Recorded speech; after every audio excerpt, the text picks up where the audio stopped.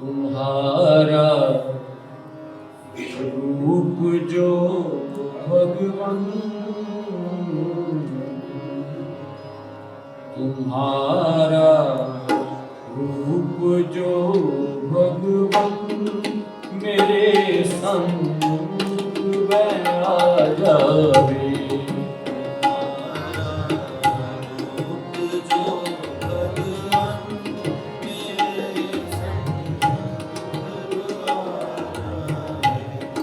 तुम्हारा रूप जो भगवान मेरे सम्मुख में आ जाए। तुम्हारे रूप की महिमा, तुम्हारे रूप की महिमा मुझे उपलब्ध हो जाए। तुम्हारे रूप की महिमा मुझे उपलब्ध हो जाए।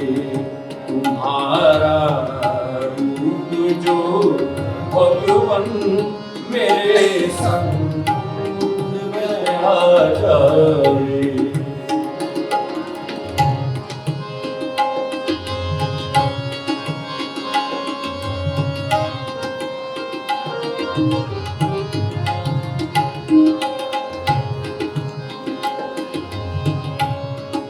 तुम्हारे रूप के भीतर हुआ विकसित महाहित कर।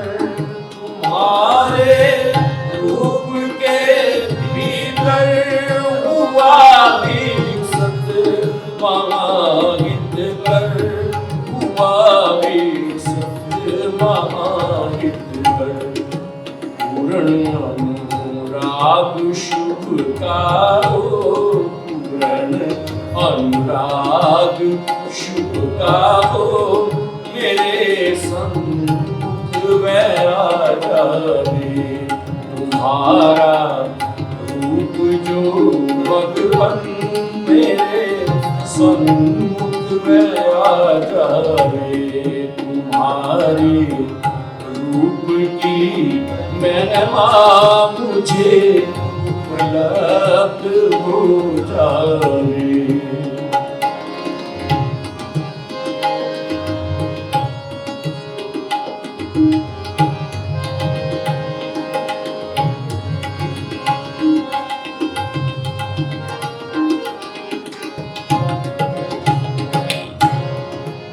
सत्य और शुभ के लाने का,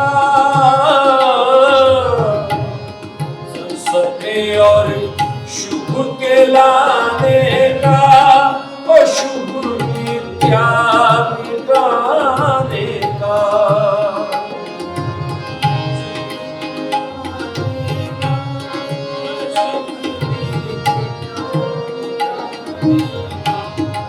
सत्य और शुभ के लाने का, अशुभ मिथ्या मिटाने का, अशुभ मिथ्या मिटाने का। तुम्हारा लक्ष्य तुमने जो मेरे सम्मुख में आ जाए। तुम्हारा लक्ष्य तुमने जो मेरे सम्मुख में आ जाए। तुम्हारा रूप जो भगवान मेरे सम्मुख में आ जाए।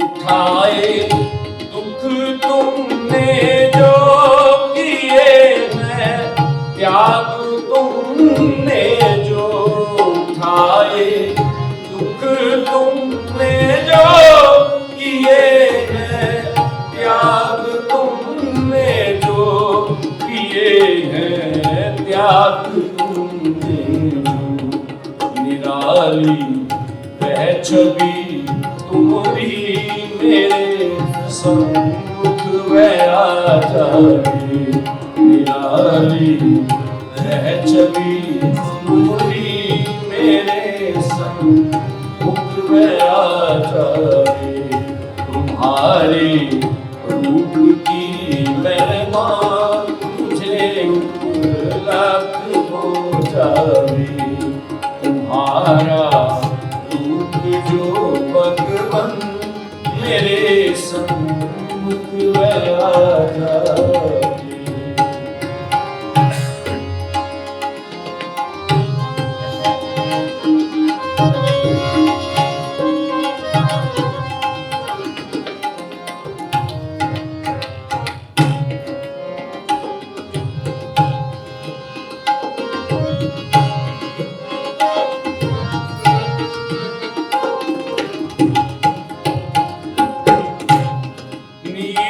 जीवन मिटाने का धर्म जीवन के लाने का, नीच जीवन मिटाने का धर्म जीवन के लाने का,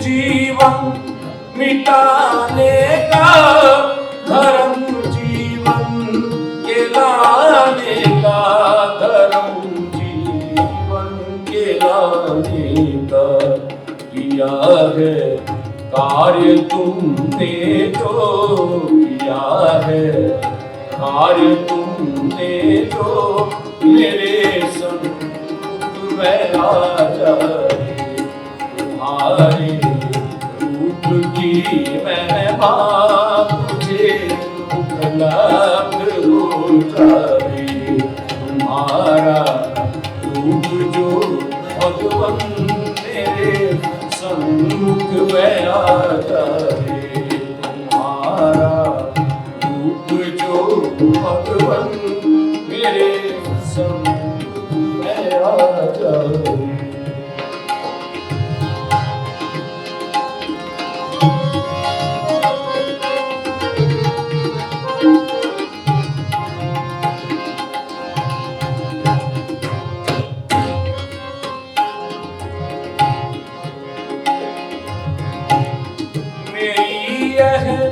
कामना भगवन मेरी यह कामना भगवन, मेरी यह भावना भगवन,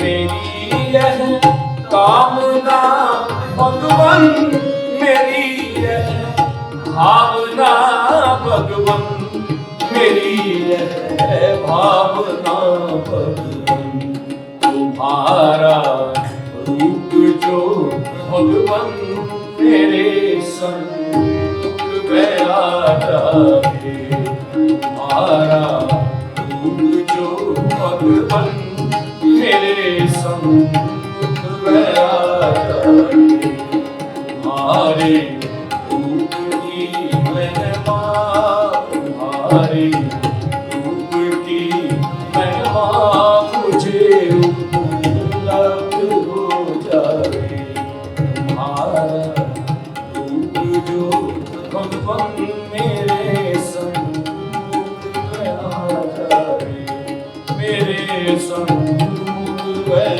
जाए, मेरे सम्मुख आ जाए।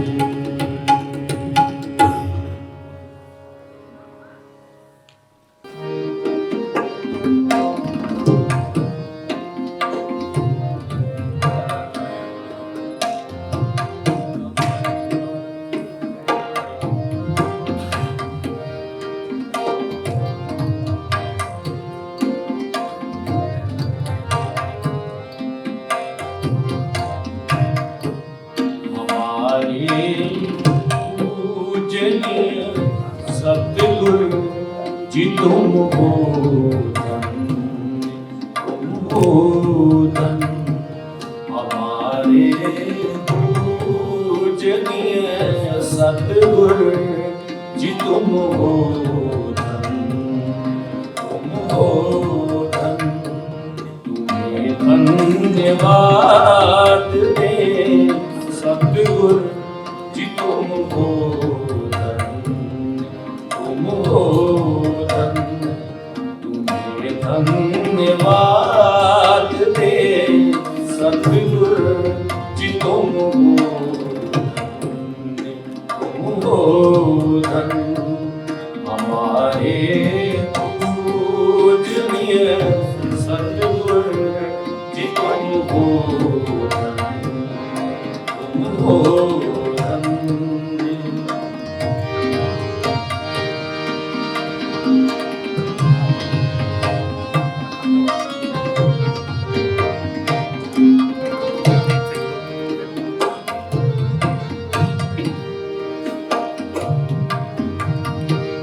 जीवन ज्योति दिलाने को अंधेरा सब मिटाने को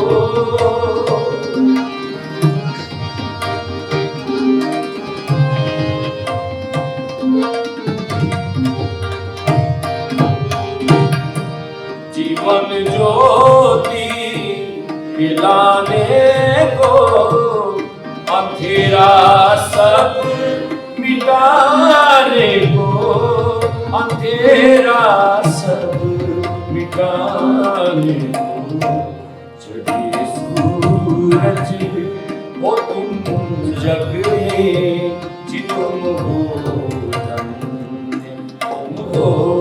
धन्य चढ़े सूरज हो तुम जग में जी तुम हो धन्य हमारे पूजनीय सतगुरु जी तुम हो धन्य।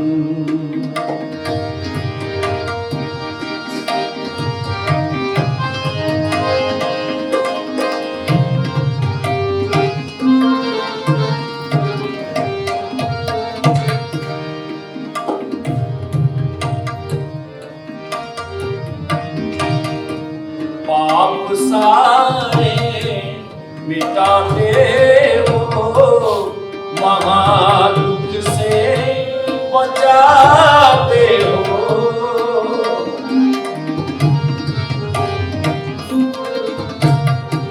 पाप सारे मिटाते हो महादुख से बचाते हो महादुख से बचाते हो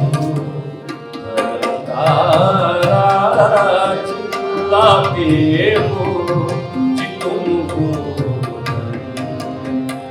हो धन्य राज लाते हो जी तुम हो धन्य हमारे पूजनीय सतगुरु जी तुम हो धन्य।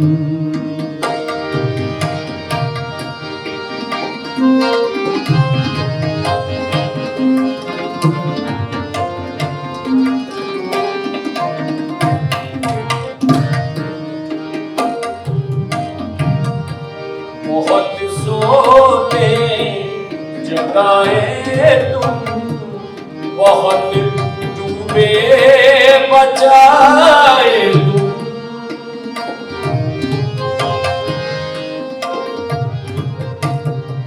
बहुत सोते जगाए तुम बहुत डूबे बचाए तुम बहुत डूबे बचाए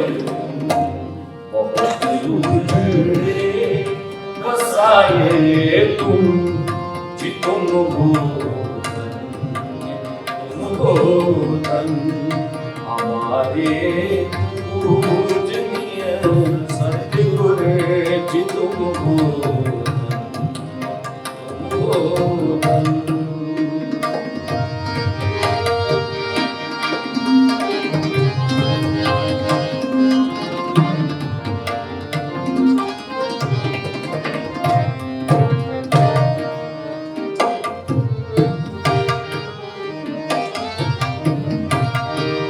हमारा भी तुम्हीं से ही हुआ है उच्च हित साधन।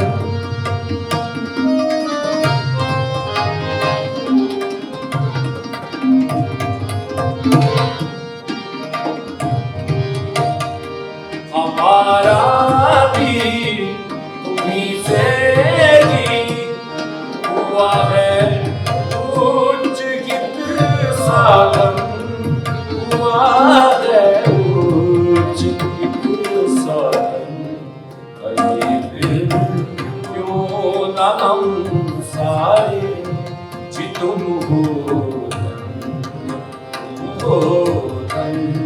कहीं फिर क्यों न हम सारे जी तुम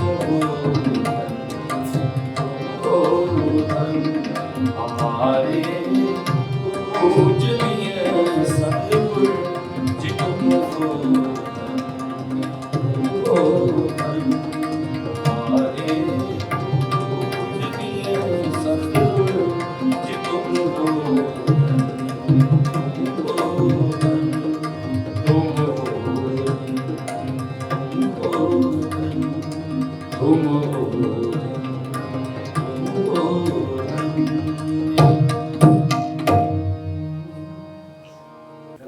में श्रद्धावानों, इस समय हम कई सभाओं को सुनकर आकर यहाँ बैठे हुए हैं। सुबह माननीय सेक्रेटरी साहब ने सभा कराई बहुत ही अच्छे भाव से, तो उनकी सभा को सुन करके मैं तो क्या कह सकता हूँ, फिर भी एक जैसा नियम है उसके अनुसार मैं आपको कुछ गुरु महाराज के कार्य के विषय में बताना चाहूँगा। तो इस समय जो विषय हमने रखा हुआ है वो है मानवता को भगवान देवात्मा की आवश्यकता। बहुत ही अच्छा भजन गाया गया। भगवान देवात्मा को धन्यवाद देते हैं और मानवता के लिए ही ये सारी लाइनें हैं। इसको थोड़ा गहराई से सोचेंगे, उस पर आज हम विचार भी करेंगे। ये सारी लाइनें मानवता की भलाई के लिए ही बनाई गई हैं। तो इसमें दो पक्ष हैं। भगवान देवात्मा की आवश्यकता है, लेकिन मानवता को है।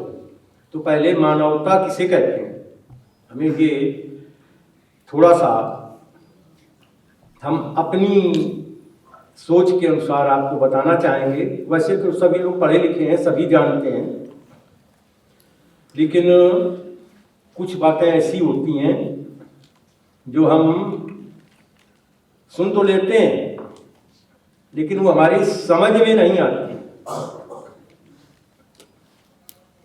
और समझ में आ जाती हैं तो हम उसका व्यवहार नहीं कर पाते। तो किसी चीज को जानना सार्थक तभी होता है जब हम उसको अपने जीवन में व्यवहार में परिणत करें, कार्यगत में परिणत करें, तभी उसका जानना सफल होता है। तो मानवता के लिए जो मानवता बना है, ये मानव शब्द से बना है। मानव माने होता है मनुष्य, और इसी का ये एब्स्ट्रैक्ट नाउन है, भाववाचक संज्ञा, माने मनुष्य का गुण। मानवता का माने है मनुष्य का गुण क्या होना चाहिए, मनुष्य कैसा होना चाहिए, उसके विषय में जब कोई भी मनुष्य गलत रास्ते पर चलता है या गलत कार्य करता है तो प्रायः कहा जाता है, हम प्रायः सुना करते हैं, छोटे बच्चों को भी कहा करते हैं, कोई गलत काम कर रहा है, गलत रास्ते पर चल रहा है तो क्या कहते हैं, आदमी बन जाओ। पंजाबी कहते हैं बंदा बन जाओ। तो इसके माने बंदा नहीं है, वो मनुष्य नहीं है, क्योंकि वो गलत काम कर रहा है। इसलिए गलत काम करना मानवता मनुष्य का व्यवहार नहीं है, मनुष्य का कार्य नहीं है। तो फिर है क्या? परिभाषा लिखी है इसमें, सुख समृद्धि के लिए एवं शांति से परिपूर्ण जीवन जीने के लिए सच्चरित्र एवं सदाचारी होना, सभी के साथ निष्पक्ष रूप से व्यवहार करना, किसी के साथ अत्याचार न करना, सभी के साथ दया करना, अपने कर्तव्य का पालन करना और ईमानदारी से काम करना, ये मानवता है, ये मनुष्य का गुण है। मनुष्य के अंदर ये होना चाहिए। और ये चूंकि नहीं है, अगर ये आ जाए तो उससे लाभ क्या होगा? सबसे बड़ी बात ये होती है, कोई भी काम हम करना चाहते हैं, बताया जाता है कि ऐसा कर लो, ये ठीक रहेगा, तो हम सोचते हैं कि क्यों कर लें, इससे लाभ क्या होगा? हर आदमी लाभ के लिए कोई भी काम करता है, तो मानवता से हमको लाभ क्या होगा? इससे सत्य, अहिंसा, प्रेम, करुणा, दया, त्याग, शुद्धता, नैतिकता, ईमानदारी और कर्तव्य पालन का भाव आ जाए। इतने भाव अगर हमारे अंदर जागृत हो जाएंगे तो हम मानव बन सकते हैं, लेकिन ऐसा है नहीं। ये बहुत लंबी व्याख्या है, या जीवन में इसमें ढलना बहुत मुश्किल है, तो इसका नहीं कुछ मिल पाता है। तो एक अंग ही अगर मिल जाए हमको, तब भी हमारा बहुत भला हो सकता है। देहातों में प्रायः कहावतें कहा करते हैं कि एक चूहे को हल्दी की गांठी मिल गई तो वो सोचने लगा कि हम तो दुकानदार हो गए, हम परचून की दुकान हमको मिले। तो अगर आदमी को थोड़ा सा ही मिल जाए, एक पक्ष ही आदमी का अगर ठीक हो जाए, तो वो बहुत ही अच्छा समझा जाने लगता है। या जितने भी अच्छे लोग समझे गए ज्यादातर, उनमें एक ही गुण था किसी के अंदर, और वो इतने महान हो गए कि वो इतिहास में आने लगे। तो इतने गुण तो नहीं आ सकते हैं। तो मानवता का एक नियम है नैतिकता। अगर नैतिकता किसी के अंदर आ जाती है तो वो मानव बनने के योग्य हो जाता है। अब नैतिकता के विषय में देव समाज में स्कूलों कॉलेजों में किताबें भी लगाई गई हैं। नैतिकता की लाइब्रेरी, देव समाज की लाइब्रेरी में पुस्तकें भी रखी हुई हैं, लेकिन हमारे पास इतना समय नहीं है कि हम उनको पढ़ सकें। जबकि वो बहुत छोटी किताब समझते हैं, अब का इतनी छोटी किताब, इसमें है क्या? उनमें बहुत कुछ है। अगर वो पढ़ करके हम उनका अनुकरण कर लें और उनका पालन करने लगे, अपने जीवन में उसका व्यवहार करने लगे, तो हम अच्छे मानव बन सकते हैं, लेकिन नहीं कर पाते। तो नैतिकता के विषय में एक परिभाषा है, अपने व्यक्तिगत हितों की अपेक्षा समाज के हितों को अधिक महत्व देना। यह नैतिकता की परिभाषा है, अपने व्यक्तिगत हितों की अपेक्षा समाज के हितों को अधिक महत्व देना। अब आप सोचें कि ऐसा कोई करता है? अगर कोई करता है तो मानव है, उसी को मनुष्य कहा जाए। नहीं तो जिंदा तो सभी, काम तो सभी कर रहे हैं, लेकिन नैतिकता के आधार पर जो काम कर रहे हैं वो वास्तव में मानव है। तो गुरु महाराज जो मानव बनाते हैं वो आगे चल के हम बताएंगे।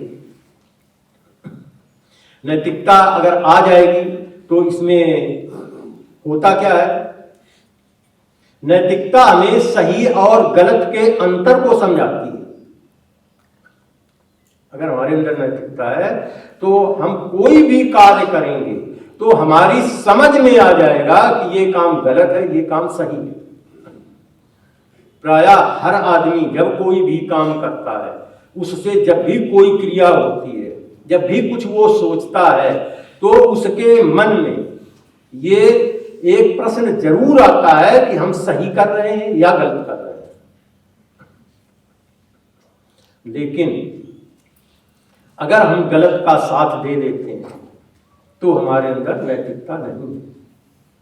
जैसा कि प्रायः हम सही करते हैं, ये मनुष्य का स्वभाव है। वो क्यों है, वो सुख अनुरागी प्रकृति रखता है। इसलिए जिस चीज में हमको सुख मिलता है वो चाहे बिल्कुल ही नियमों के विपरीत जा रहा हो, नियमों के विरुद्ध जा रहा हो, फिर भी हम ऐसा करते हैं।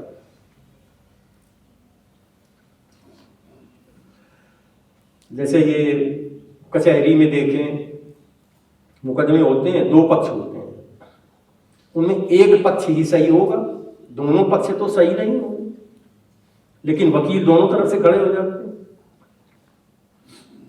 और एक उर्दू शब्द है जिरह करते हैं, जब आपस में वाद विवाद करते हैं, पॉइंट्स देते हैं, तो वो अपनी गलत बात को सत्य सिद्ध करने के लिए तमाम उदाहरण देते हैं। तो अगर इनमें थोड़ी सी नैतिकता आ जाए तो ये वकालत बंद कर, लेकिन नहीं है ऐसा। कुछ लोग ऐसे वकील होते हैं, वो गलत काम ही लेते हैं कि पैसे ज्यादा मिलते हैं, गलत काम लाओ, तुम्हारा काम करेंगे। तो सही गलत कहीं हमें समझ आ जाती है, और गलत काम छोड़कर सही काम करने की ओर चलने की प्रेरणा देती है। नैतिकता जो है कहती सही रास्ते पर चलो, गलत रास्ते पर नहीं चलना है। अगर हम नीति नियमों के अनुसार चलते रहते हैं या नियम के अनुसार काम करते हैं तो यही कार्य हमारे मानवीय गुण हैं, मनुष्यता के लक्षण यही। अब इसको कितना अपना पाते हैं हम, अपनाने से होगा क्या, वही है लाभ। हर आदमी देखता बताया स्वार्थ, हमारा क्या लाभ होगा इसमें, हमारा क्या मतलब सिद्ध होगा। तो इससे अगर हम नैतिक नियमों के आधार पर चलते हैं, नैतिकता का पालन करते हैं, तो मनुष्य का जीवन सुंदर एवं सुरक्षित रहता है। हर आदमी चाहता है हमारी जिंदगी अच्छी हो और हम सुरक्षित रहें। तो नैतिकता के नियमों का पालन करना बहुत आवश्यक है, लेकिन हम नहीं कर पाते।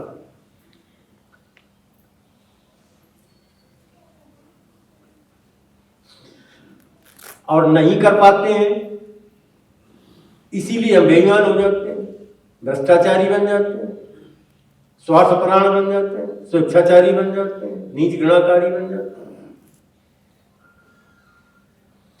और देव समाज की भाषा में बताया जाता है कि ये आत्मा के लिए हानिकारक है। आत्मा की बीमारी ही नहीं है, आत्मा की हानिकारक बीमारी है। इससे आत्मा का बहुत नुकसान होता है। अगर ये क्रम आगे अधिक मात्रा में चलता रहे और विकराल रूप ले तो आत्मा मर भी जाता है। इसलिए अगर हम आत्मा को जिंदा रखना चाहते हैं तो हमें नैतिकता के नियमों पर चलना जरूरी है।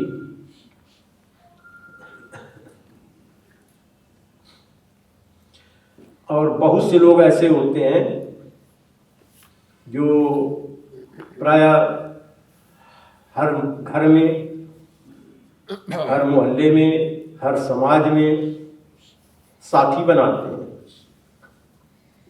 हर एक आदमी साथी बनाता है और हर एक के साथी होते हैं,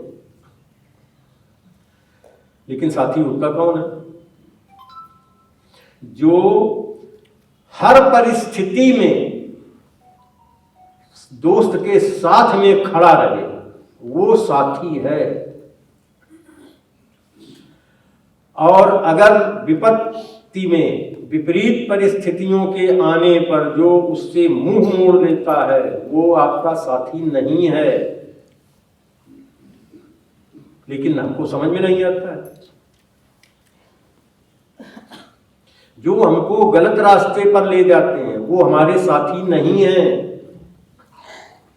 क्योंकि हमारे नैतिकता के पथ से वो हमको विपथ कर रहे हैं, दूर हटा रहे हैं, इसलिए वो हमारे साथी नहीं हैं। लेकिन क्योंकि हमारी भावनाओं के अनुकूल बात करते हैं, वो हमारी इच्छाओं को जान करके उसकी पूर्ति करते हैं, इसलिए हम उनको दोस्त बना लेते हैं, हम उनसे दूर नहीं हटते, जबकि उनके पास नहीं जाना चाहिए, लेकिन हम उनके पास रहते हैं। अब दूर जाना चाहिए न जाना चाहिए, उसका एक और कारण है कि मनुष्य का जन्म ही समाज में होता है। समाज में तो रहना ही, समाज से दूर तो जाना नहीं। लेकिन जो हमारे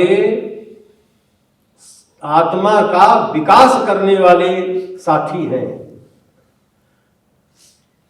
उनको हम सामाजिकता में सहयोगी बनाए, और जो हमारे विनाश के पथ पर ले जाने वाले हैं उनको हम सहयोगी न बनाएं। लेकिन हमारे दोस्त कैसे होते हैं?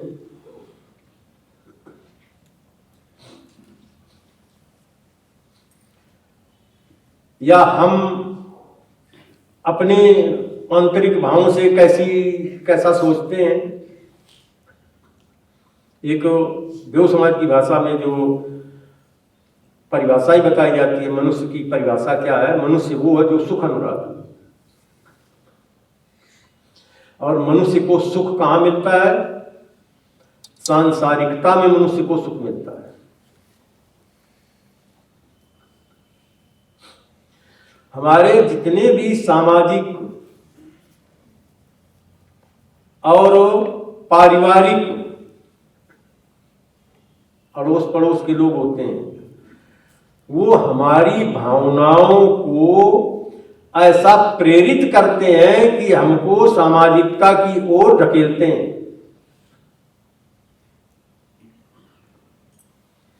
और हमको पता ही नहीं चलता है कि हम क्या कर गए।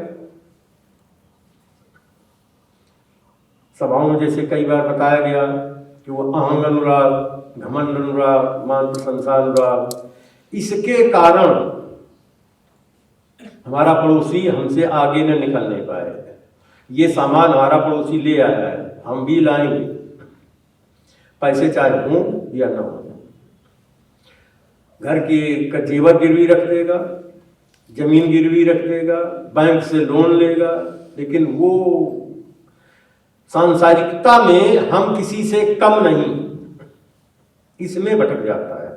और जहां किसी के अंदर ये आ गया कि हम इसकी समानता तो कोई कर ही नहीं सकता है, विश्व में विभिन्नता का नियम है, पूरा विभिन्नता का नियम है। बल्कि हमारा जो शरीर है, शरीर में भी विभिन्नता का नियम है, वो भी सब एक जैसे नहीं है। जो लोग जानते हैं उनको पता है कि बायां अंग और दायां अंग में इसमें भी अंतर होता है। पूरा ढांचा हमारा उस अंग में, पूरे अंग में अंतर होता है। कभी आप जो इंस्ट्रूमेंट्स हैं उनके द्वारा देखें, आपकी दोनों आंखें बराबर नहीं होंगी, उनमें भी अंतर होता है। हाथ की अंगुलियां भी बराबर नहीं, तो बराबरी कैसे करोगे तुम? लेकिन हम एक दूसरे की बराबरी करने में इतना रुपया बर्बाद करते हैं, इतना रुपया बर्बाद करते हैं। जैसे श्रीमान जी ने सुबह बताया था, कि जिसकी जरूरत नहीं होती है वो भी कर लेते हैं। चर्चिल ने बताया था विश्व युद्ध की जरूरत नहीं थी लेकिन कर लिया, अननेसेसरी।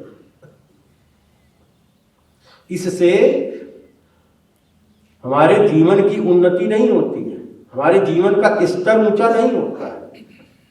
सामाजिक स्तर तो लोग समझ सकते हैं कि स्टैंडर्ड हमारा ऊंचा हो गया है, लेकिन वास्तव में वो ऊंचा नहीं है। उसके बहुत नुकसान है, उससे बहुत हानि होती है, लेकिन हम उसकी तरफ चले जाते हैं। इन सब चीजों से बचने के लिए अनेक सामाजिक संस्थाएं एवं धार्मिक संस्थाएं बनाई गई। सुधार के लिए कि मनुष्य के जीवन में सुधार आए। लेकिन इन संस्थाओं में भी जो नैतिकता के मानवीय गुण होते हैं वो उनमें नहीं दिए जाते। अगर दिए जाते होते तो मनुष्य इतना अच्छा बन गया होता कि वो एक जिसको कहते हैं देवता का रूप धारण कर लेता। भगवान देवात्मा को देव समाज बनाने की जरूरत नहीं पड़ती अगर ऐसे होता। तो भगवान देवात्मा ने देखा कि जो धार्मिक और सामाजिक संगठन है, ये संस्थाएं बनाए हुए हैं, इनमें भी नैतिकता का पतन हो रहा है, आदमी नहीं बन रहा है, ये बुराई की तरफ जा रहा है, विनाश की तरफ जा रहा है। इसलिए भगवान देवात्मा ने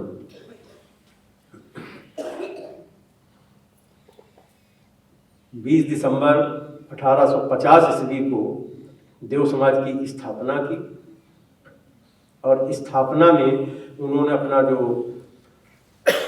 मुख्य उद्देश्य रखा,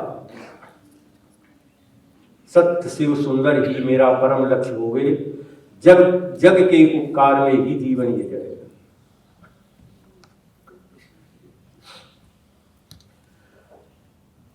सत्य बोलना सुबह भी बताया गया था मनुष्य के लिए बहुत मुश्किल है।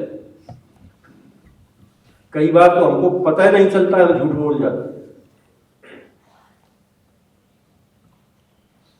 भलाई का काम करना तो हमारे लिए बिल्कुल ही मुश्किल है, और सच्चाई भलाई का साथ देंगे तभी सुंदरता है, इसके बगैर सुंदरता आ नहीं सकती है। सुंदरता का प्राय लोग तो वैसे बाहरी सुंदरता तो देखते हैं, हर चीज में एक्सटर्नल इंटरनल होता है। डॉक्टर साहब बैठे, मेडिसिन भी आप लोग भी जानते हैं, मेडिसिन भी इंटरनल और एक्सटर्नल दोनों होती है। बाहरी एक्सटर्नल दवाइयां ऊपर लगाने से स्किन और कई थोड़ा सा देखने में तो सुंदर लग जाते हैं, लेकिन जो इंटरनल इंजेक्शन लगाए जाते हैं, और जैसे कोई ज्यादा बीमार होता है कहते इसको गुरुश को चढ़ाओ, इंटरनल दवाई दें, वो ज्यादा इफेक्टिव होती है। बुखार ठीक नहीं हो रहा है, टैबलेट 4-5 दिन से खा रहे हैं, तो कहते हैं इसको इंजेक्शन लगाओ, नस के थ्रू इसको इंजेक्ट करो तो जल्दी प्रभाव होगा, उसकी और सुंदरता है। तो बाहरी सुंदरता को लोग देखते हैं, आंतरिक सुंदरता को नहीं देखते, और बाहरी सुंदरता ये घातक भी होती है, तो प्राय घातक होती है। एक जैसे आपको ज्योग्राफी में बताया जाता है, चंद्रमा बहुत ही शीतल होता है। कभी लोग उपमा भी देते हैं चंद्रमा से, कितनी सुंदरता उसमें है। लेकिन जब समुद्र में ज्वार भाटा आता है, चंद्रमा के कारण आता है, पानी ऊपर उठता है नीचे गिरता है, तो एक विनाश का कारण बन जाता है।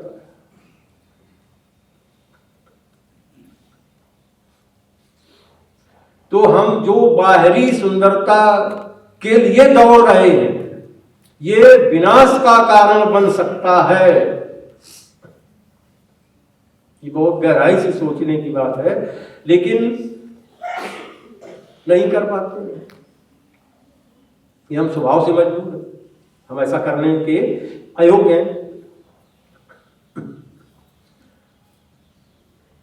एक और जैसे बातचीत हो रही थी उधर सभा में भी बताया गया था कि वो इस भगवान की मर्जी है, जो कुछ हो जाएगा। देव समाज में बताया जाता है नेचर, प्रकृति। तो एक ये छोटे छोटे वाक्य हैं, इनको आप बहुत गहराई से सोचना, 2-4 दिन तक सोचना, एक एक लेख लिखे जा सकते हैं इस पर। नेचर मनुष्य पर निर्भर नहीं करती है, मनुष्य नेचर पर निर्भर है।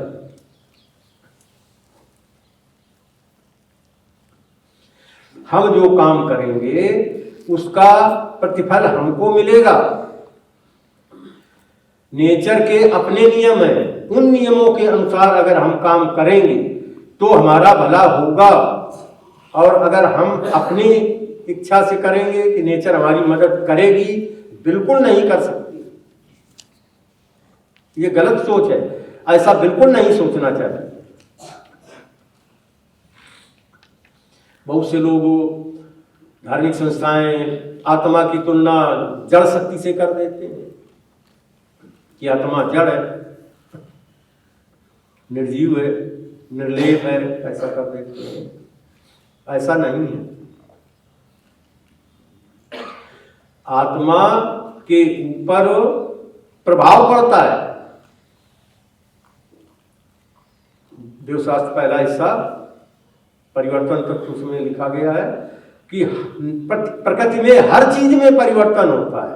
तो प्रकृति में अगर हम हैं, हमारे अंदर आत्मा है, तो वो भी परिवर्तित होती है।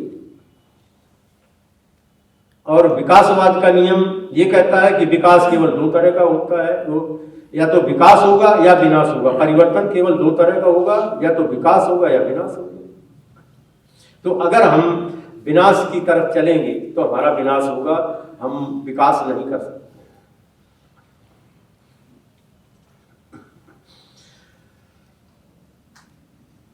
तो मानवता के लिए थोड़ा सा हमने ये बताया। अब हम दूसरे पक्ष में आते हैं। मानवता को भगवान देवात्मा की आवश्यकता है। वो उदाहरणों से समझ में आ जाता है। जैसे बताया कि जो पाप करते हैं, गलत काम करते हैं, ये मानवता के गुण नहीं है, इनसे बचना चाहिए। तो भगवान देवात्मा इनसे बचाते हैं। अभी गीत में गाया गया, पाप सारे मिटाते हो, धर्म का राज लाते हो। तो हम घटनाओं से देख सकते हैं कि भगवान देवात्मा पाप मिटाते हैं कि नहीं मिटाते हैं। तो हम इस समय एक किताब है देव समाज में, मानवता का निर्माण, उसी पुस्तक से हमने लिखा है कि कैसे मानवता बनती है, कैसे मानव बने देव समाज में आकर, पहले क्या थे और बाद में क्या बन गए। वो उनके अंदर मानवता आई कि नहीं आई, वो क्यों आई, भगवान देवात्मा के कारण आई। सबसे पहले इसमें साधु जानकी दास जो देव समाज के बहुत लंबे समय तक सेक्रेटरी रहे और जिन पर भगवान देवात्मा बहुत विश्वास करते थे, और देव समाज के प्राय सबसे अच्छे सेक्रेटरी थे। वो लिखते हैं अपने जीवन की कथा। दफ्तर के काम करने के बाद का मेरा सारा समय मंद कर्मों में गुजरता था। ऐसे दोस्तों के साथ रहता था जो स्वयं तबाही की ओर और बर्बादी की ओर जा रहे थे। मैं भी उसी रास्ते पर चलने लगा। मैंने अपना धन पानी की तरह बहाया। मैं थिएटरों में जाकर गंदे सीन देखने लगा। स्वयं स्टेज पर जाकर गंदे सीन में सहयोगी बनने लगा। लड़कियों को घर में लाकर उन्हें दूध जलेबी खिलाता था। रात को 9 बजे से सुबह 5 बजे तक नाचने गाने वालों को सजाया करता था। मेरी बीवी कहाँ है, मेरे बच्चे कहाँ हैं, बिल्कुल ही लापरवाह था। बेशर्मी का जामा पहना हुआ था। दिल और दिमाग मलिन हो गया था। हर समय लड़ने झगड़ने को तैयार रहता था। बुजुर्गों की पगड़ी उछाल कर खुश होता था। ये सारा थोड़ा सा शार्ट में लिखा है हमने। ये कर्म थे, ये मानवता के लक्षण नहीं है। तो इनको जब देव समाज की संगत मिली और भगवान देवात्मा के प्रभाव मिले, तो जैसा हमने बताया इतना परिवर्तन हुआ। देव समाज के सेक्रेटरी बनाए गए। और देव समाज के सेक्रेटरी जानते हैं आप लोग, देव समाज का सबसे बड़ा पद होता है। तो ऐसे लोगों को जो इस तरह से थे, उनको मानवता मनुष्य बना दिया, पाप कर्मों से हटा करके धर्म के मार्ग पर लगा दिया। इसी तरह से एक और स्वामी जी थे जिनके द्वारा मैं स्वयं देव समाज में आया हूं, स्वामी ने दयानंद। उन्होंने लिखा है, मैं दुष्कर्मों में फंसकर धन बर्बाद करता था और इतना किया कि सारा धन बर्बाद हो गया। साधु बनकर स्वेच्छाचारी एवं स्वाद अनुरागी बन गया। सन्यासी लोग जानते हैं, स्वेच्छाचारी जिधर मर्जी है चल दिए, कोई घर ठिकाना है। और साधुओं को खाने को भी खूब मिलता है। एक हमारा 2 साले छोटा साला जो है, वो कहावत है ना, नार मरी घर संपत्ति राशि। तो पत्नी उसकी जहर खाकर मर गई थी, तो वो बड़ी लंबी दाढ़ी रखाकर सन्यासी बन गया। एक मंदिर में इस समय है, कई जगह जाते रहते, जयपुर में इस समय मंदिर में है। उसके अंदर में 3-4 और शिष्य हैं। तो बड़ा चढ़ावा आता है। पूछा हमने का शुगर तो नहीं, कलर बहुत ज्यादा हो, क्योंकि मिठाइयाँ चढ़ाते हैं लोग। उसमें मंदिर का एक सिस्टम है, उसमें समोसे, पकौड़ी और ये चाउमीन, डोसा और बर्गर ये नहीं लेकर आते हैं लोग। उस सारा वही शुगर चक्कर सारा खूब खाता हो। तो साधु जी कहते हैं कि मैं स्वाद अनुरागी बन गया। और क्या करते थे, इसमें आगे और लिखा है सब कि जब कहीं कोई चीज नहीं मिलती थी तो मैं चोरी कर लेता था। मंदिर में कोई चीज रखी है तो चोरी कर लेते। एक और कहावत तो ऐसी बताई जाती थी, 4 आदमी इकट्ठे बैठे थे, तो उनको,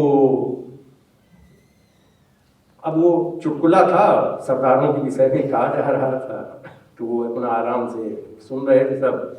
तो मिठाई आई, बनाई गई। तो कहते हैं ऐसा है, हनुमान जी का प्रसाद है, हनुमान जी को भोग लगाकर पहले खाया जाएगा। कहते ठीक है, शाम को रख लें और आराम से सो जाए सब। तो सो गए, सारे सो गए। एक थे उसमें पंडित जी, उन पंडितों का मिठाई और खीर हलवा देख करके, हम भी ब्राह्मण ही हैं लेकिन हम देव समाज में आकर ठीक हैं कहते हैं उनका मन नहीं मानता है। तो वो रात को जब सब लोग सो गए, वो जगह सारी मिठाई जितनी पेट में आ सकती थी खाया। सुबह जगह देखा, पूछा हाँ भाई क्या था, कैसे क्या हुआ। तो कहते हैं कि क्या करें, हनुमान जी रात में आए, गदा लेकर खड़े हो गए। कहते हैं पंडिता सो रहा है, चल उठ मिठाई खा चल उठ मिठाई खा। कहते उन्होंने गदा हमारी तरफ, मैं डर गया गधे की वजह से, इसलिए मैंने मिठाई खा ली तो हम अंदर से जो हमारे भाव होते हैं, हम चलते वैसे ही।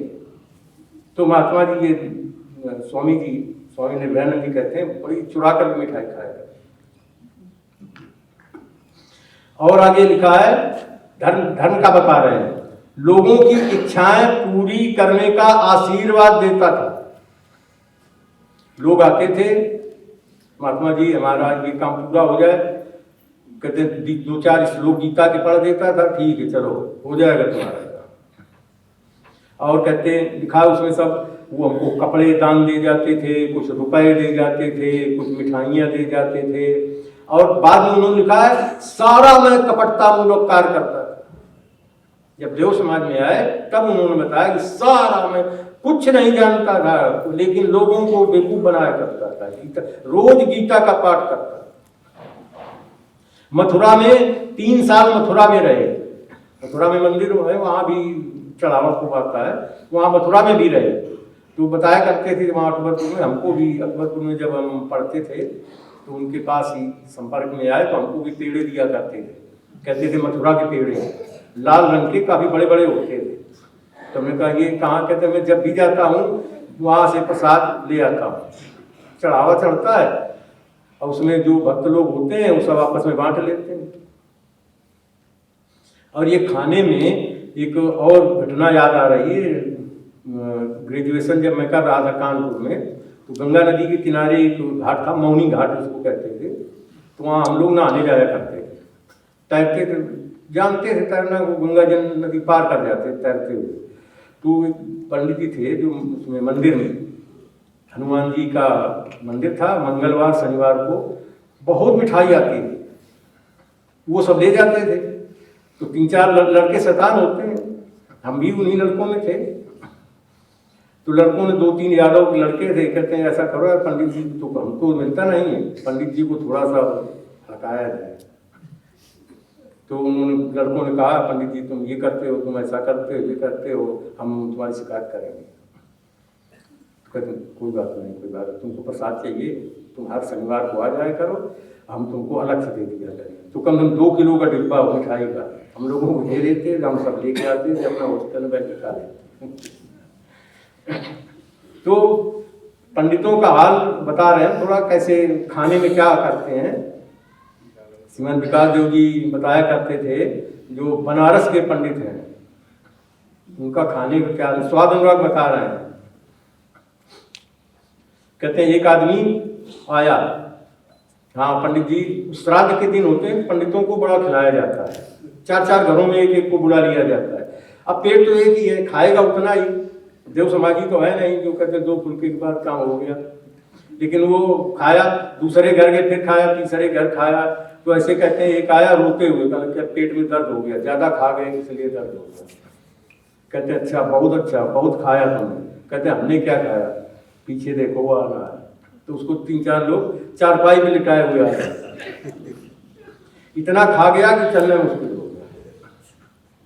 तो हम जब स्वाद अनुराग यही करता है, हम भी जब खाते हैं, पशु को आप देखें, हम देहात से रहने वाले थे, पशु हमारे पास रहे हैं, काफी दिन तक रहे हैं। तो पशुओं का नियम यह है कि उनके पास उनका दाना चारा डालें, जब उनका पेट भर जाएगा तो अपने आप जहां खुरली सी बनाई जाती है उससे अपने आप मुंह हटा करके खड़े हो जाए। उसके बाद कितना भी अच्छा दाना चारा आप डाल लें, उसमें मुंह नहीं मारे। आदमी को पेट पूरा भर गया है, अच्छा ये तो भूलेगा, रवा तो उधर रखा था।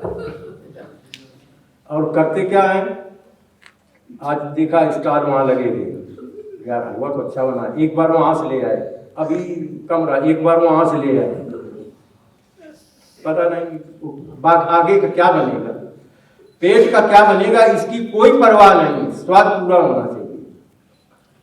गुरु महाराज ये सब बताते हैं कि आपका शरीर अगर ठीक है तो आत्मा भी ज्यादा दिन तक जिंदा रहेगा। और शरीर को ही अगर तुमने सत्यानाश करके रख दिया तो आत्मा तो उसके साथ चूंकि जुड़ा है, गेहूं पिसेगा तो घुन तो जरूर मरेगा, आत्मा तो मरनी ही। तो महात्मा जी ऐसा करते थे। और आगे इसमें लिखा बहुत कुछ, लेकिन बाद में जब देव समाज में आए तो जो लोग जानते हैं, स्वामी निर्वाणंद जी वो अकबरपुर में ज्यादातर रहते थे, गेरुए कपड़े पहनते थे और इतने स्वाद अनुराग से बिल्कुल ऊपर थे। हमने खुद देखा, 3-4 साल उनको देखा है, स्वाद की कोई घटना उनके साथ नहीं थी। इतने ईमानदार थे कि हर चीज का कहीं 1 नया पैसा भी, 2 रुपए भी कहीं अगर किसी के कम ज्यादा हो गए तो वापस करते थे। देव समाज में आकर के उनका जीवन इतना परिवर्तित हुआ कि वो मानव बन गए, मनुष्यता उनके अंदर आ गई, मानवता आ गई। मैं गीता का पाठ कर करके बेवकूफ बनाते थे। और आगे अभी भजन में गाया गया, बहुत सोते जगाए तुम बहुत डूबे बचाए। ये एक लाइन भजन की देखें, बहुत सोते जगाए तुम बहुत डूबे बचाए तुम हो धन तुम हो। एक देव समाज में हुए हैं श्रीमंत भगत सिंह जी, वो भी अकबरपुर में रहे, कई साल तक अकबरपुर में रहे। तो उनकी घटना है जीवन की, बताते हैं, मैं बचपन से ही नशे का आदी हो गया था, भांग शराब और अफीम खाने लग गया था। पशु वध करके उनका मांस स्वयं बनाकर खाता था, अधिक मांस खाने से बीमार हो जाता था, लोगों को गालियां देता था, गंदे गीत गाता था, चोरी की आदत पड़ गई थी। लिखा है लोगों के अनाज या अन्य वस्तुएं चुराकर उनको बेचकर नशा पूरा करता।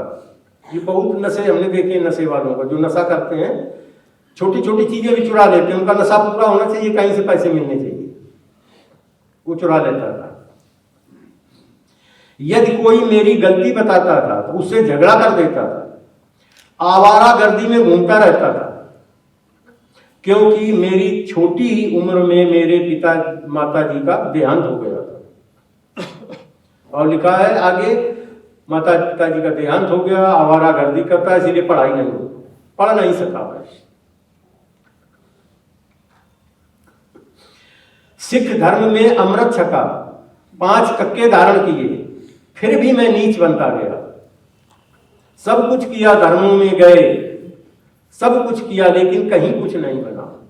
लेकिन वो देव समाज में आ गए और भगवान देवात्मा के प्रभाव में थे। तो जिन लोगों ने सुना है, मैंने तो खुद उनको अपनी आंखों से देखा है। और पतला दुबला शरीर था, लंबे थे, पैसे उनके पास ज्यादा नहीं थे। लिखा है अछूत घर का था मैं।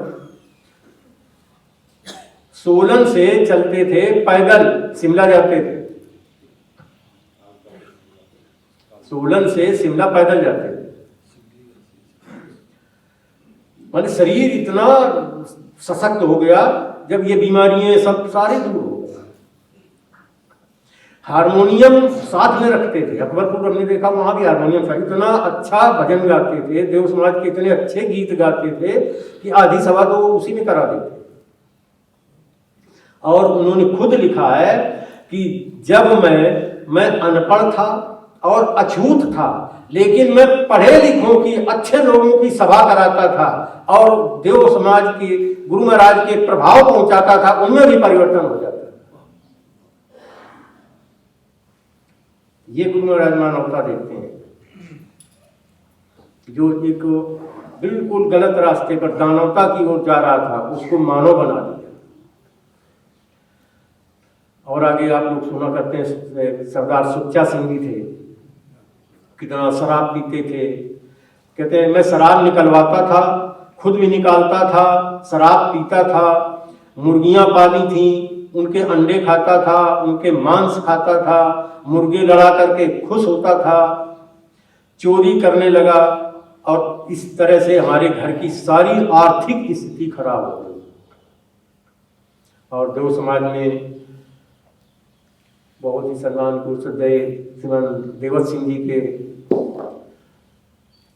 द्वारा गुरु महाराज के प्रभाव उनके अंदर पहुंचे और वो उनका जीवन कहां से कहां चला। इससे और आगे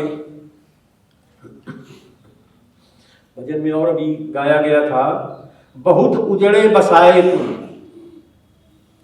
बहुत उजड़े बसाए तुम हो धन्य तुम हो।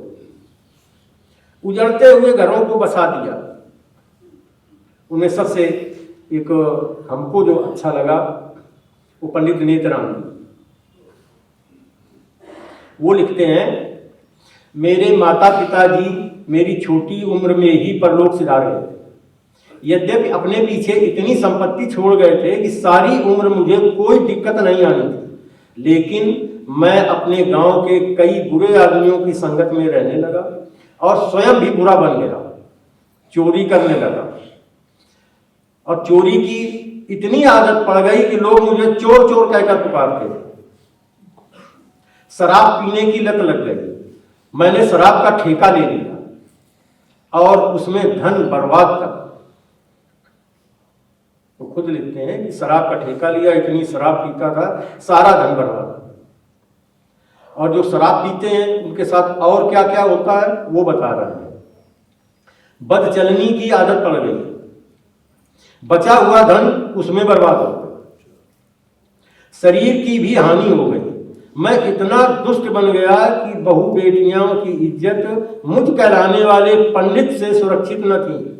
ब्राह्मण कहते थे, लेकिन कहते हैं उसमें और आगे लिखा है कि जब पंडित नेत्राम जी किसी गली से निकलते थे तो लोग दरवाजा बंद कर लेते थे, इतना जीवन बन गया।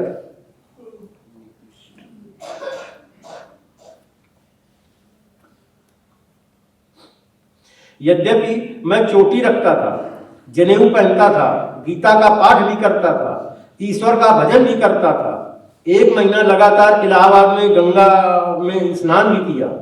गंगा का वो पड़ता है कुंभ, 1 महीने तक रहे, साधुओं की संगत में कहते रहा, गंगा का स्नान भी किया, हरिद्वार भी कई बार गया, वहां भी साधुओं की संगत में रहा, लेकिन कहते कुछ मेरा भला नहीं, कहीं कुछ भला नहीं। ये संस्थाएं भगवान देवात्मा की मानवता को क्यों जरूरत है? सब जगह गए, कहीं नहीं कुछ हुआ, लेकिन जब भगवान देवात्मा की शरण में आए तो बताया जाता है, आप लोगों ने भी सुना होगा कि जब किसी भी लड़की को या किसी भी बहू बेटी को कहीं अकेले भेजना होता था तो पंडित नेत्राम जी के साथ भेजा जाता था।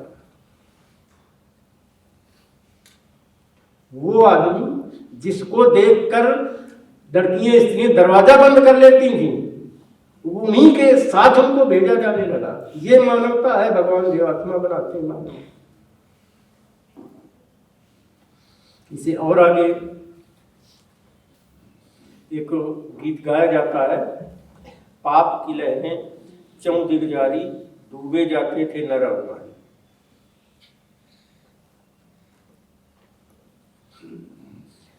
पुरुष ही नहीं डूबे जाते थे, स्त्रियां भी ऐसी थी। उसमें भी उसी किताब में मानवता का निर्माण उस किताब में लिखा हुआ है। एक स्त्री ने बताई अपनी घटना, मैं अपनी देवरानी से ईर्षा करने लगी। ज्यादातर ऐसा है स्त्रियों में, देवरानी जेठानी में, जिनको नैतिकता नहीं, जिनके पास मानवता नहीं, वो ऐसे ही करते हैं। तो वो अपनी देवरानी से ईर्षा करने लगी। जब वो दाल सब्जी बनाती थी तो मैं दोबारा चुपके से उसमें नमक डाल देती, जिससे उस पर डांट पड़ती थी। मैं बड़ी खुश होती थी, मैं उससे लड़ाई झगड़ा कर देती थी, उसको बहुत दुखी करती थी, यहां तक वो मैं चाहने लगी कि किसी तरह से ही मर जाए। यही सोचते हैं लोग, या तो दूसरों को मारने के लिए सोचते हैं, या जब ज्यादा हताश हो जाते हैं तो स्वयं को सोच लेते हैं कि हम ही सुसाइड करें। तो उसने अब where there is will there is way, जब दिमाग में यही बैठ गया, भूत सवार है कि इसको किसी तरह से मर जाए, तो तरीका सोचते हैं लोग क्या करना चाहिए, कैसे हम इसका ये काम हमारा पूरा हो। तो कहती है कि एक दिन मैंने उसको दूध में पारा मिलाकर पिला दिया। घर वालों को कुछ पता नहीं चलने दिया, और उस पारा को पीने से एक ही हफ्ते में उसके फोड़े निकलने लगे, और इतने फोड़े निकले कि कुछ दिन बाद वो मर गई। अब वो स्त्री जब देव समाज की संगत में आई तब उसने बताया कि मैं ये थी, ये मानवता थी मेरी। लेकिन जब वो देव समाज में आई तो उसका उसने बहुत परिशोध किया और स्त्रियों की बहुत ज़्यादा सेवा की, बहुत सेवा की स्त्रियों। इससे आगे एक और स्त्री बता रही हैं, मैं अपने घर के लोगों के साथ तथा पड़ोसियों के साथ लड़ाई झगड़ा किया करती थी। माता जी को कड़वा जवाब देती थी। माता जी इतनी दुखी थी कि कहने लगी कि एक बार तेरा विवाह कर दूं, दोबारा तुम्हें घर नहीं बुलाऊंगा। जब कोई दुखी हो जाता है, माँ का अपने संतान के प्रति बहुत लगाव होता है, और ऐसा शब्द कोई तभी कह सकता है जब बहुत दुखी होगा। तो आगे लिखा है, जब मैं ससुराल चली गई तो सभी के साथ वहां भी झगड़ा करने लगी। स्वभाव तो कहीं भी जाए, कौवा इंग्लैंड में जाए काँव काँव बोलेगा, भारतवर्ष में रहे, ऑस्ट्रेलिया में रहे, कहीं के काँव काँव बोलेगा। हमारा जो स्वभाव होगा हम अपने स्वभाव के अनुसार ही चलेंगे, चाहे जहां चले जाए। चोरी करने की आदत है तो कहीं भी चले जाए, अच्छी मंदिर से जूते चप्पल चुरा ले जाते हैं, मंदिर में भी कोई चोरी करने की जगह वहां से भी ले जाते हैं, आदत पड़ी है। तो हमारी जैसी आदत होगी हम वैसा ही करेंगे। हर किसी का यही है, हमारा अपना भी यही है, आपका यही है कि जैसी आदत होगी जहां भी जाएंगे वैसा ही व्यवहार करेंगे, वैसा ही चलेंगे। तो सबके साथ झगड़ा करती है।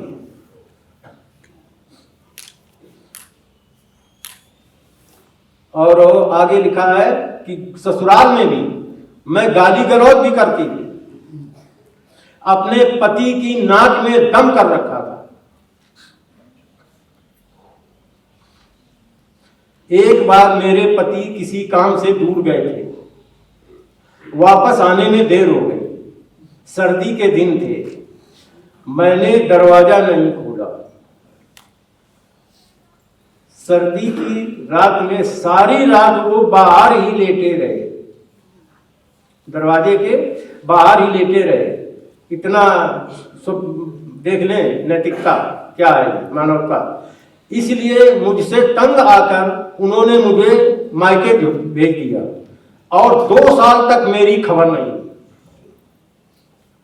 2 साल बाद मुझे पता चला कि वो शायद दूसरी शादी कर रहे हैं, और चूंकि अच्छे घर थे, अच्छे पैसे वाले थे, इसलिए लोगों ने बताया कि उनकी शादी जरूर हो जाएगी। तो जब ये बताया गया तो इससे कुछ सीख लेनी चाहिए कि हमारी गलती है, चलो हम ही चले वहां, मनाए उनको, ऐसा न करने पाए। लेकिन कहते हैं किया क्या मैंने 3-4 दिन तक खाना नहीं खाया और सोचा कि मैं कुएं में जाकर छलांग लगा करके मर जाऊं, और मैं वास्तव में कुएं में गिरने के लिए चली गई। तो वहां से लोग पकड़ लाए, और उसके कुछ ही दिन बाद देव समाज का सत्संग था, देव समाज की सभाओं में ले आए। तो उनके ऊपर भगवान देवात्मा के प्रभाव पड़े और वो अपने ससुराल गई। ससुराल में सबसे माफियाँ मांगी, परिशोध किया, और उनका परिवार बच गया। तो ये जो अमानव थे वो मानव बन गए। इसलिए भगवान देवात्मा को मानवता की आवश्यकता है। मानवता को भगवान देवात्मा के बिना मनुष्य बन ही नहीं सकता है। और आगे इसे और आगे हम बताते हैं थोड़ा सा, है ठीक समय। जो अच्छे लोग हैं, कहते हैं वो भी, जिनका लोग जो समाज में आकर के जिनकी छवियाँ भी लगाई जाती हैं, जिनका नाम भी इतिहास में है, देव समाज के इतिहास में, वो कैसे मानव बने। उनमें ये है, एक लिखा है, श्रीमन मनोहर लाल जी हुए हैं, मोगा में रहते थे, दुबला पतला शरीर था। तो वो खुद लिखते हैं, मैं कृष्ण का पुजारी था, गीता के अनुसार आत्मा को अजर अमर मानता था। कुछ वर्षों बाद मैं स्वयं को ही ब्रह्म मानने लगा। फिर मैं आर्य समाज में गया, वहां भी मेरा मन नहीं लगा। इसके बाद मैं जैन धर्म में गया, वहां पर भी मेरा मन न लगा। इसके बाद मैंने गांधी जी को अपना राजनीतिक गुरु बनाया और देशभक्ति का लक्ष्य बनाया। इस तरह से अनेक संस्थाओं में मैं गया, लेकिन मैं स्वाद का गुलाम बन गया। मेरे अंदर स्वाद अनुराग आ गया और इतना आया, जो भी पैसे मुझे मिलते थे उनसे स्वाददार और हानिकारक वस्तुएं ही खाता था। सबका यही है, छोटे बच्चों को पैसे दे आप तो क्या खाते हैं वो देख ले, छोटे क्या बड़े भी ऐसे पैसे क्या खाते हैं। और आगे लिखा है उन्होंने, ये सोचना है गहराई से थोड़ा, क्या है, स्वाद पूरा करने के लिए मैं चोरी करने लगा। जब हमारा स्वाद पूरा नहीं होता है, पैसे नहीं मिल रहे, खाना जरूर है, तो कहते हैं मैं चोरी करने लगा। और बदहजमी होने लगी मुझको, पेचिश हो गई, कब्ज हो गया, सिर दर्द हो गया, पेट दर्द हो गया। और कहते इस तरह से मेरा शरीर इतना कमजोर हो गया कि मैं चल भी नहीं सकता था।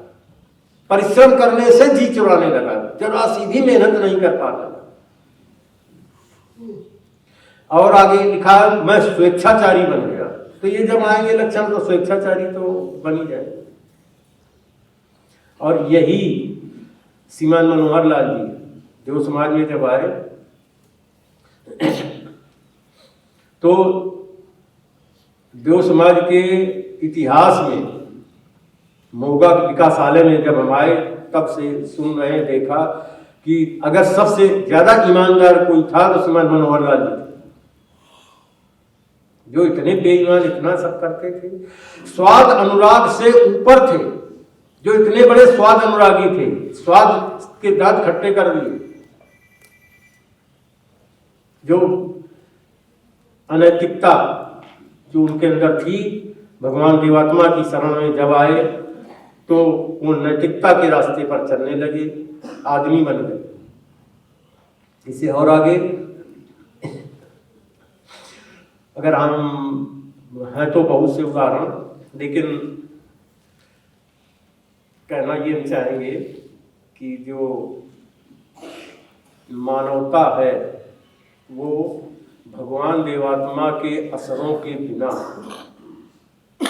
किसी भी संस्था में आप चले जाएं, मानवता का निर्माण नहीं हो रहा है। केवल और केवल देव समाज में भगवान देवात्मा के प्रभावों के द्वारा ही मानवता का निर्माण हो रहा है। इसलिए अगर आदमी बनना है, बंदा बनना है, तो देव समाज में जरूर भगवान देवात्मा के देव प्रभाव प्राप्त करें और अपने जीवन को सफल करें। धन्यवाद।